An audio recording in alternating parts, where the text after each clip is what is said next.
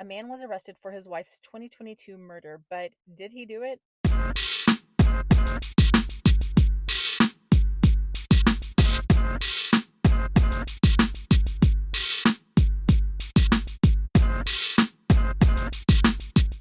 At around 2:30 a.m. on July 3rd, 2022, 911 in Crawford County received several calls about an incident that occurred at the address 15525 North Highway 59. In those calls, there was a woman who was difficult to understand. Now, dispatchers did get that the woman was calling about a fight that was happening between her nephew, whose name was Eathan Cypert, and Ethan's wife. At one point, she said that Eathan had left the house, but on her last 911 call, she started screaming about a gun. Unfortunately, that call disconnected before officers got to the home.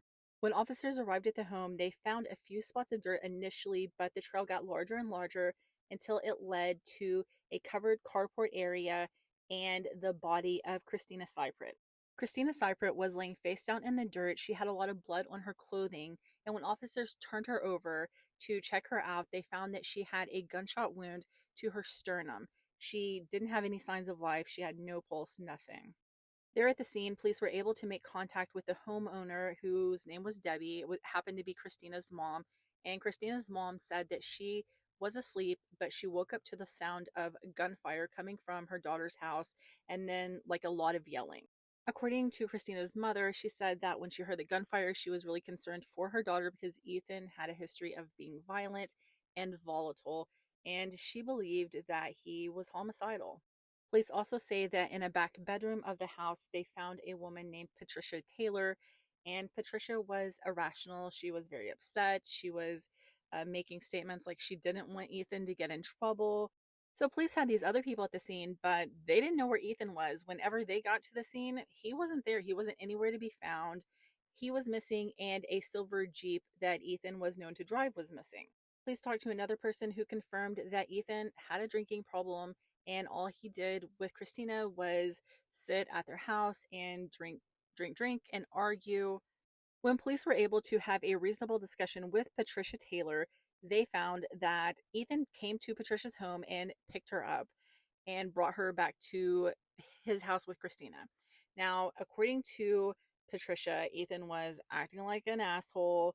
He got up there to the house, he was drinking, he was shooting off fireworks. Now, she said that she called 911 because his shooting off fireworks scared her, but you have to consider this was like the day before the 4th of July. I think shooting off fireworks is pretty standard around that time. People do it all the time. Now, she did tell police that she didn't see Eathan with a firearm, despite the fact that on the 911 call, she told 911 that she did see Eathan with a firearm and was screaming that he had a firearm. It also came out that during the many times that Patricia called 911 that night, in one of the phone calls, Patricia told police that Kristina and Eathan were no longer fighting. It seemed like she was trying to get them to not come up to the house after everything happened. Police found and arrested Eathan Cypert later that same day. He was found to be at a rest stop on Interstate 40. Eathan Cypert was arrested and held in the Crawford County Detention Center on a single count of first-degree murder. At some point, he was later transferred to the Franklin County Detention Center, but he was incarcerated his entire time since his arrest up until his trial. This week, on July 23rd, 2024, the trial of Eathan Cypert started in Crawford County, Arkansas. On the first day of trial, several members of Kristina's family testified that they went on vacation with her to Pensacola that year, and she had several bruises on her body. They felt like Eathan had probably been abusive to her, and that was the reason for the bruises. Two of Kristina's nieces testified that the bruises were mainly in her rib area and her lower extremities. The trial lasted until January 25th, 2024.